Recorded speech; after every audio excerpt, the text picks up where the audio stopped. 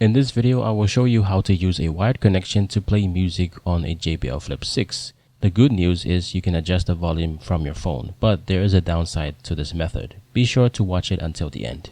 Start by getting a USB Type-C to Type-C data cable. Plug one end into your phone and the other end into the charging port of the JBL Flip 6. Turn on the JBL Flip 6. After that, activate the AUX mode by pressing and holding the Bluetooth and play buttons together for roughly 10 seconds. The speaker will restart, and once it powers back on, you can hear the sound from the JBL Flip 6.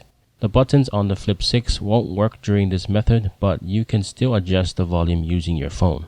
Now to the bad news. This method will drain your phone battery because it's constantly charging the speaker battery. I found a possible solution to this issue, but I haven't tried it yet. If it works, I will share it in another video. If you want to exit the AUX mode, hold the play and Bluetooth buttons for 10 seconds again until the speaker restarts. Make sure your phone is connected during this process. If this video was helpful to you, please let me know in the comment section below. Don't forget to like it as well and share it with your friends. These simple steps will help boost this video on YouTube. Thanks for watching. Peace.